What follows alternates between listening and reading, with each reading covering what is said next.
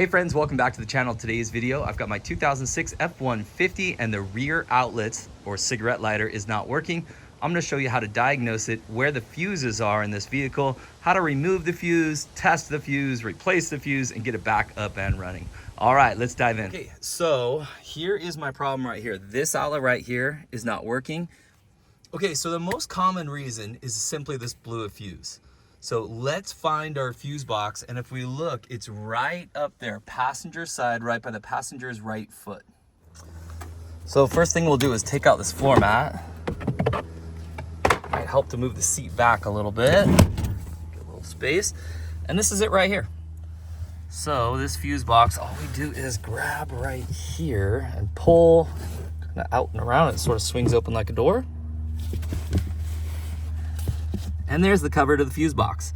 This fuse box has a little mini lock on it. So it says pull right here, but you actually, this little hole, you need to stick something in there, either a screwdriver or your keys will work too.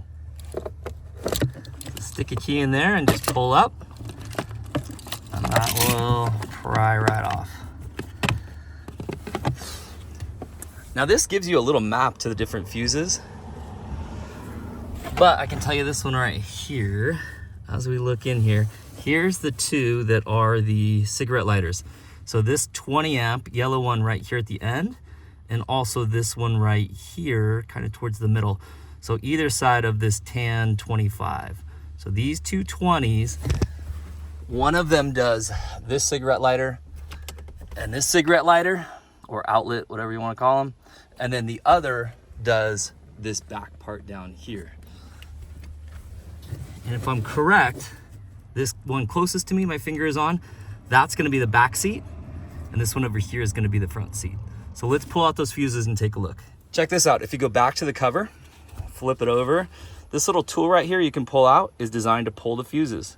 Now, if you'd rather, I find it easier to just use needle nose pliers like these ones right here, but you can actually use that fuse puller to help you out. Let's go ahead, let's pull both these fuses.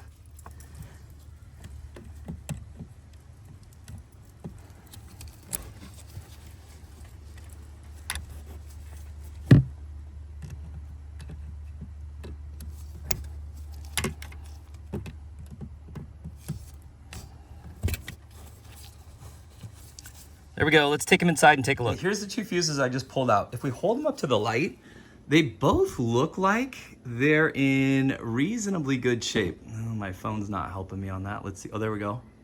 Now, this one here definitely looks like it's in good shape. Let's go back and take another look at this one here. And if we look closely, that wire, it gets really thin on one side. It's hard to tell, but it's just barely touching.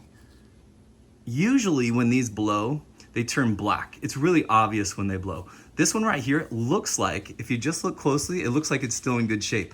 Let's test it though. So I have my multimeter here. I'm gonna turn it to continuity. And what that means is when these two touch each other, a little sound goes off. So if our fuses are good, we should hear that sound. That one looks pretty good. Let's try our other one.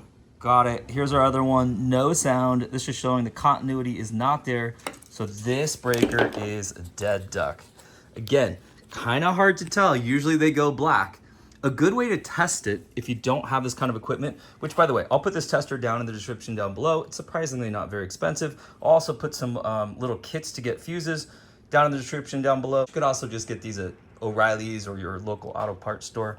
So one thing you could do is you could change these fuses, right? You could go into your fuse box and just switch them. So when I switched mine, all of a sudden the back outlets worked and the front outlets did not work. So that was a good way to test these. So now I know this one's a dead duck. All I'm gonna do is go. Now when you buy fuses, most fuses for vehicles are either gonna be these larger ones here or these mini fuses, which is these ones right here. And again, I'll have a kit like this, very, very inexpensive, just a few bucks. This one right here is yellow. It's not exactly the same yellow, but here's what's important. It's a 20 amp fuse, and our old one is also a 20 amp fuse. Upside down 20. There you go. All right, let's put both these in and try it out. There's our first one. You just kind of push it in firm. You can use your finger and just make sure it's in all the way. And there's our second one there. Again, let's push it in. Make sure they're all the way in. So again, it's not quite as yellow, but look, it's a 20, and that other one is a 20, and they're the same size, physical size too. On my front lighter, see that little white light right there? That indicates it's on. I'll pull it, and then see when we push it back in, that white turns on. Let's check out the back seat. There it is, the white light came on. We fixed the problem.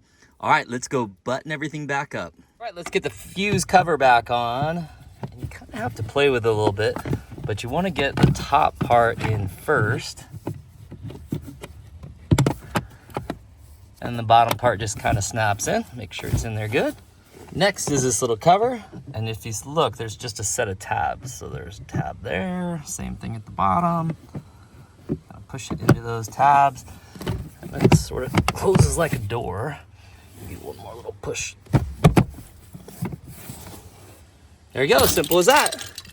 Put this guy back in, and we're all set to go. Hey friends, I hope today's video helped you out. If it did, give it a thumbs up, subscribe to the channel, and we'll see you next time.